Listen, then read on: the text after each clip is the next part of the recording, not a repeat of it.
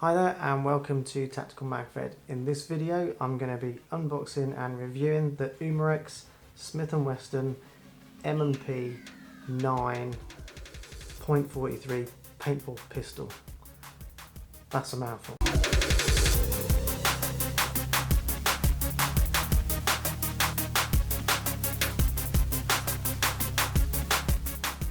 Okay, so Umarex have done it again. The Smith & Wesson M&P9 that they have produced in the .43 caliber paintball version specifically has been released. It is one of 3 of their current tier of paintball pistols that they do, and it is the second fully licensed version that they do. This being Smith & Wesson, the last one that's fully licensed being the PPQ. So I was keen to get my hands on this particular model. I've got some plans for it, and without further ado, I think we need to get it in front of us and have a look. So know what time it is. Here we are. So first off, I'm going to run through a couple of things before we get it out of the box. So this is actually the second one of these I've had delivered. There's a bit of a story behind it. So this version was supplied to me by Modern Combat Sports UK, and they source their Umarex pistols from America as their mother sister organisation is Modern Combat Sports USA. So this was shipped from the United States to the UK rather than coming from a European distributor from Germany. So couldn't get hold of one of these for love nor money in the UK, waited for Modern Combat Sports, but the stock seemed to be constantly out. Their delivery date didn't quite come into fruition when it said it did, so I chose to get it from another supplier in the UK, a small company. So they had one in stock, sent it to me, opened the box, and the back straps were missing. So I raised a query as to where they were. Through backwards and forwards conversations with a very nice owner of that company, I have to say, we determined between the two of us that there are 2 manufacture points depending on where the distributor gets which distributor supplies you. So it turns out that the European German manufacturers and distributors, that stock when it comes over, the back straps are included. They are an optional extra that you can pay to upgrade to, and also I think the FPS of the marker is slightly lower as well. We'll touch on this further in the review. The USA version comes with the back straps. So because I was going to be making this review about it, previous shop owner was very nice, took it all back, refunded the money, and I went and got this American version from Modern Combat Sports UK. Okay, so all that being said and done, let's get on and open the box, or let's have a look around the box, and I'll show you the differences so you can kind of tell at a glance before opening if it's a USA one or a European one. So as with all these Umarex pistols, they all come in a very nice, tough, hard case. This particular one has the Smith & Wesson branding on the front there. Should be able to make that out. So nice to have. But yeah, as you look around, the boxes are pretty much identical regardless of where you buy it from. It will all be branded like this. What you're looking for is this on the side. So as you can see, you've got the Umarex label there and a warning label there. Just bring that up this way. So you've got your Umarex label here and this warning label here. On the European / German supplied version of this sticker wasn't on there, and also this sticker was it was a different design. It had similar things like the Umarex and the branding and the name here, but it didn't have this velocity FPS logo symbol here, and it didn't state that it was distributed by Umarex USA. Unfortunately, I didn't I didn't take photos or anything of the other packaging. I was quite swift getting it back in its packaging and back to the supplier, so that I could instigate getting this one. But there are a couple of things to note here. So on here it actually says the velocity is 355 FPS.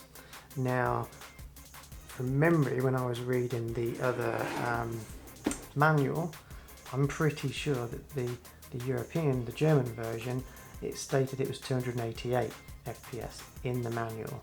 I will check this manual when I get it out to see what this manual says and see if it's printed in America or if it's in Germany. But that's very interesting. So that could indicate that on some of the forums regarding the FPS output of this pistol, where people are saying it's lower than the PPQ, it could be that they're comparing what was a American supplied PPQ to a European version of the M&P9. So I'll cover this a bit later on. I do actually have a method of testing this, or a future method of testing this possibly, as I purchased a extra mag from the original supplier and kept it, thinking that might be a good it might be a good idea, keeping that mag and then comparing this pistol shot with that mag to see if there's a difference in FPS, but that's another video. Anyway, so let's had a look at the box. Let's get this thing open and I'll run through what's in the box and then I'll have a good look over the pistol itself. Okay, so as we said, it's the usual Umarex fare, a nice solid black protective case with foam inside. We have one pistol, so we have the M&P pistol. It does have a mag in it, so let's just clear that. There's nothing in there, no gas, and I'll leave that. The slide's cocked back for now, and then we'll go over this pistol. So what do we get? You get the usual fare. So we've got I'll open this up. So we've got the Allen wrench. This is to close and secure your CO2 cartridge into the magazine. It doesn't have the PPQ style Allen key built into the handle. We'll go through that setup in a sec. So we've got one Allen key. We have one spare spring, which is, if you're going to fire the rubber balls, you put the rubber ball spring in. So that's there. One squeegee for cleaning, and this little black piece. So this is when you take the springs in and out, this little black piece goes under the slide that holds that hides the Allen key when you put the air in. They've given a spare one of these because, from personal experience, when you pull this back, if you don't put your finger in the right place, you'll shoot one of these as far as the four walls will allow it to go. So if you do it on site, you probably won't see it again because it will go a long way. I'll show you where that goes later on when I go through the mag. So that's everything that's in the bag. Then it comes with the notorious backstraps. So like I said earlier, these backstraps come as standard with the American distributor supplied pistols, and it doesn't with the European, or at least the ones that come from Germany. The German distributors, these don't come in. There is another product code that you order as an aftermarket, which currently at the current time you can't get hold of. They're like unicorn tears. So the pistol actually comes with the medium fitted. I have a large here, and I have the medium here. I have tiny little hands, so I've already changed that to the small. What we'll do is I'll run through that and show you how to change the backstraps and what it looks like with the different backstraps on. But yeah, essentially you get three backstraps there. And of course you get one supplied magazine. You only get one, you don't get any more, so if you are planning on doing fantastic mag changes, you're going to need to get a second one of these as well. And we'll put that there. And prepare the pistol itself. So I'll just pull that back. You know it's not loaded now. So what I'll do is quickly run round this pistol and show you the trademarks and all the little details. First, one of the things I'd like to show you first is on this magazine, it does have the little Smith & Wesson logo and writing there. Very crisp, very clear. I've never held the original real steel version of this, but I would like to think that this is a very close replica, that you'd probably find it hard to pick fault on. All of these decals on here, so you've got the M&P logo on both sides of the pistol grip. You've got the stippling all over the pistol grip, which is very grippy, to be honest. At some point in the future I might have a go at doing some stippling myself and going a bit further up the guard for no other reason than I want to trick it out a little bit. So you've got the small emblem on the back here for the back plate for the small one. You've got all this nice textured ribbon on the slide, which is very grippy. It does feel like it's got an edge to it. It's not sharp, but it's got a grippy edge to it. In comparison to the PPQ, which was also licensed and had really good decals on and licensing, that did feel like it wasn't quite sharp, it was quite rounded, whereas this feels it's deliberate and sharp, much like I would imagine the real steel version of this. And going up, you've got your Smith & Wesson logo here, your m2.0 engraving here, and your mp9 here, and again some more gripping, some more slide grooves here for grip. Got your tactical rail. This is actually a working slide lock, but this is just a decorative slide release, so you're not able to remove the slide off of this pistol. But aside from that, it is a very realistic action. It's gas blowback. We'll continue on moving around to see what other decals we've got. On the top here, you've got your 9mm marking, your ejection pins and ports here, all for replica. They're all just to simulate the look rather than any function. You've got your slide release here on the right hand side, so ambidextrous slide release. On the top here you have a fully functional sight.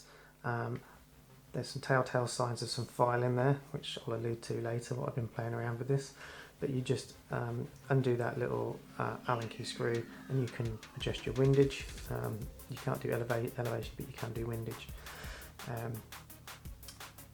Moving on round to the right hand side of the pistol, again you've got your Smith & Wesson Springfield MA USA trademark on there. You've got your serial number, you've got the licensed trademark of Smith & Wesson Core, caution capable of firing with magazine removed. All these original, trademarks of the real pistol. Some of the telltales for real steel guys out there, if they ever did look at this, would be the pins that are in here, because obviously I don't think the real one has push pins in those locations. So it actually has the T4E markings on here as well. So you've got the cal .43 indicating that it's a 43 cal paintball. T4E is actually, this is produced and licensed under Umarex, but T4E, which is Training for Engagement, are the company that actually manufacture or own the pattern or design on these pistols. And the F there is just to say that it falls under the 7 joules power output, so it allows it. It can legally be used in Europe and places that require a 7 joules or lower output on these types of pistols, air powered pistols or gas powered pistols. And then kind of bringing it round to the trigger actually. So the triggers on these things, I think they are actually 2-phase triggers or 2-stage triggers. So when you pull the trigger, it pulls the barrel backwards and forwards and engages the barrel into the magazine. I went into quite a bit of detail on the PPQ video, so I will cover it now, but if you want to go a bit deeper in how that works, I'll link the PPQ video and it goes into it. But essentially you have the trigger safety here, so if you pull on the upper body of the trigger, it can't fire. You have to actually pull the bottom part of the trigger there to release the safety on the trigger. That is effective, it works. I know some people would like to have a manual safety somewhere on the pistol, like some of the BB guns out there. But I'm happy with the trigger safety. If this is ever loaded, it's normally in a holster, and I don't touch it when it's loaded anyway. Treat it as if it's a real firearm, and you're never going to shoot anyone with it, hopefully, by accident. So, where should we go next? So what I will show you, I'll just cut this open and show you this trigger mechanism. So hopefully you can see in the top there. What I mean by 2-stage trigger release is when you pull the trigger, you can see that top barrel comes in there. And what happens is that barrel goes into the magazine and it pushes one of the rounds into the barrel.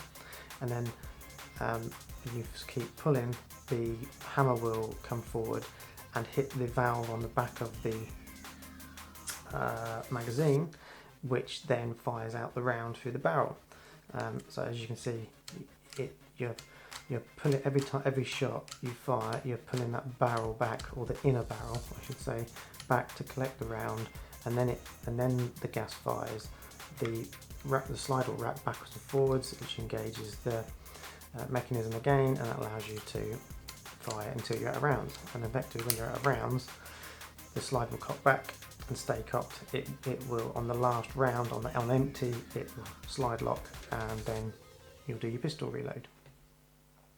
Okay, so if we put that in there, you can kind of see that the end of that mag is where the barrel comes back to, and it comes in and out of there. Okay, so let's pull that forward. It's got a hefty weight to it. I have to say that I'm really impressed with this pistol. I didn't think there'd be anything that came out except for maybe a Glock. If they could do a licensed Glock, I'd be all over it like a rash. I didn't think there'd be anything that would come out that would kind of match the PPQ. But in all honesty, don't tell the PPQ, but this might be my new favourite in terms of realism and accuracy to the real steel counterpart. It's a nice thing to look at. It's a nice thing to hold, and I can't wait to start using it I was going to say in anger, but out in the field. So I'll just put this. I'm going to put this one down to one side because I'm going to see what else is hiding behind this foam. So nothing in there. There we go. So here's the manual. So straight away, looking at this manual, compared to the one that came in the European case, I can see this is different already. The European one had red colouring on it, and it was it was just different. It was just differently laid out. This is definitely, you can tell this this has been produced from a different company. So let's just have a look. Yeah, this has got all the stuff in here. Umarex USA Inc., not USA Germany. Specifications, danger distance 220. Yeah, so these are velocity, paint 355 FPS, rubber 330 FPS.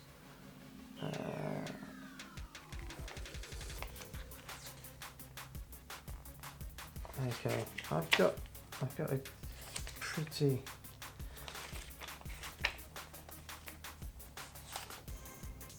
return. Okay.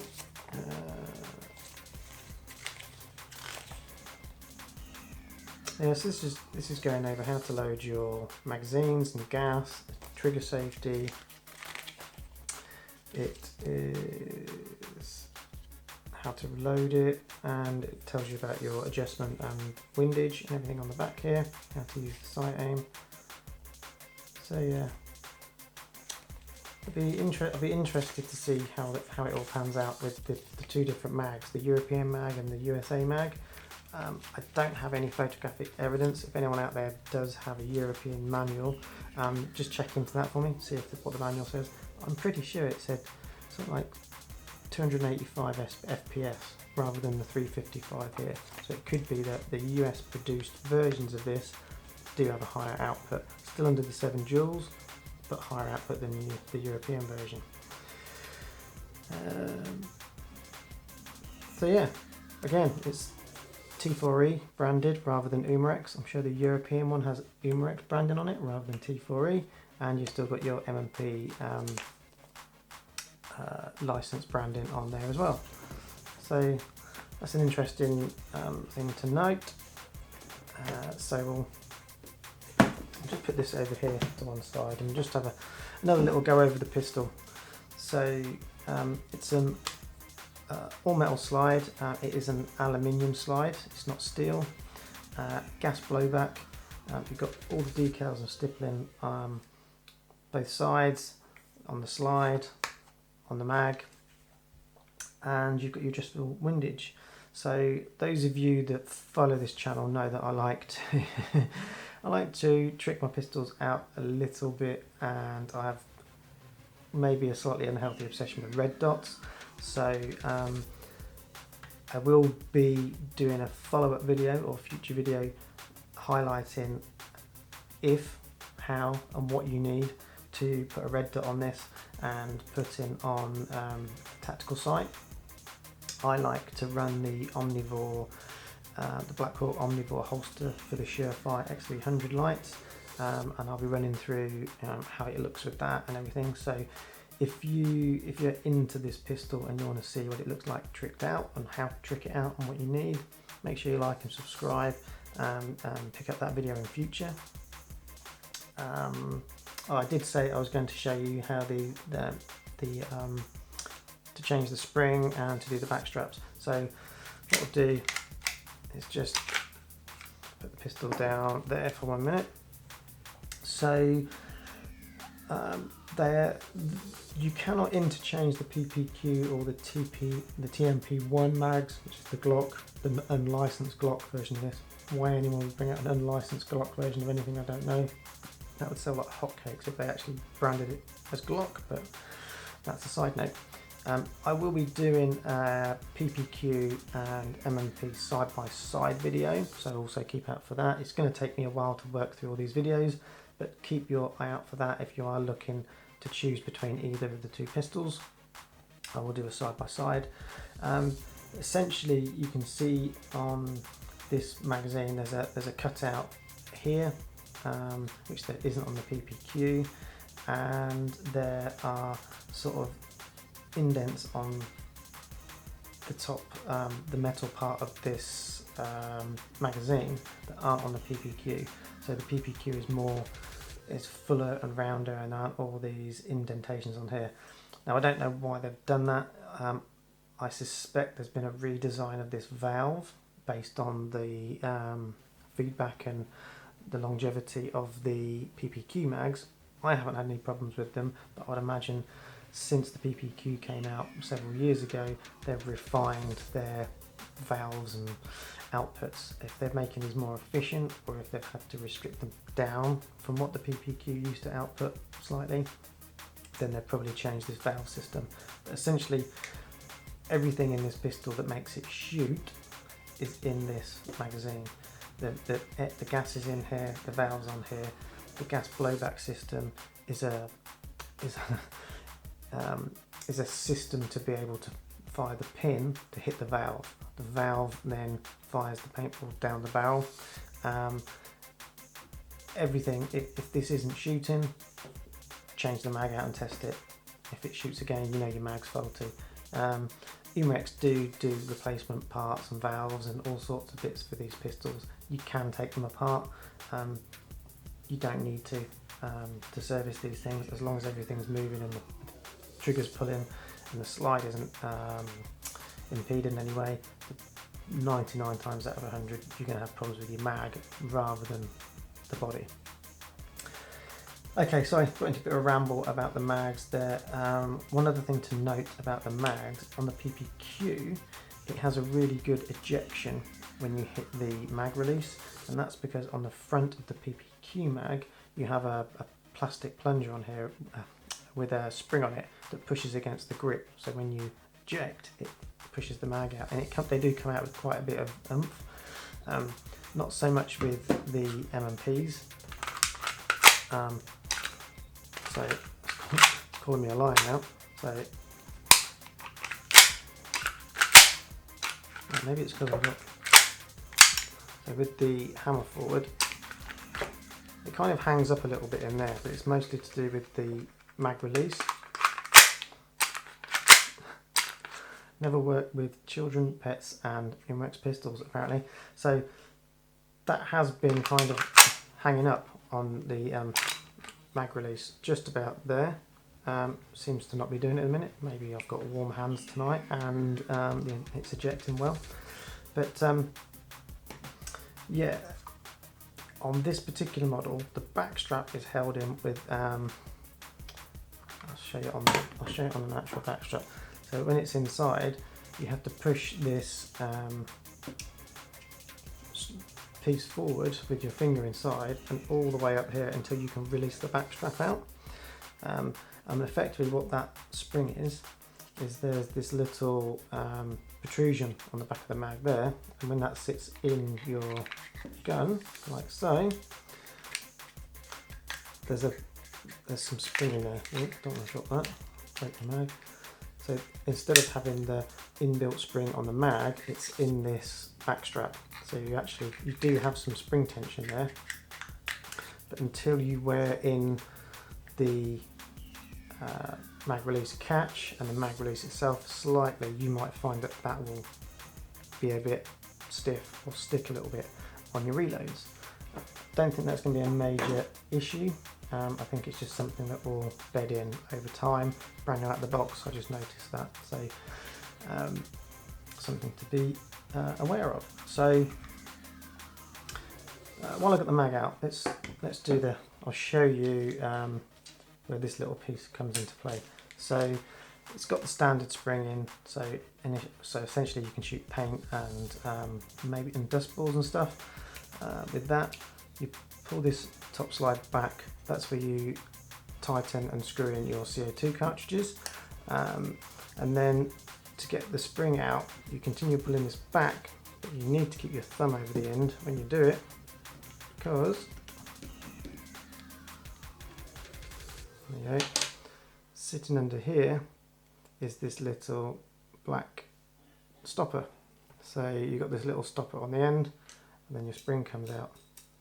Okay, and that's your standard spring, and then what you do is you put your rubber ball spring in there. I'm going to keep this one in for now, and then this little end piece goes over the top. You hold it down with your pinky and slide your end cap back over. Okay, so effectively what they've done is given you this spare end cap, because they know at some point someone's going to pull one of these off, intentionally or unintentionally, and lose that. So they're giving you a spare, which is nice of them. just in case you lose it. Okay, so we've sorted the spring.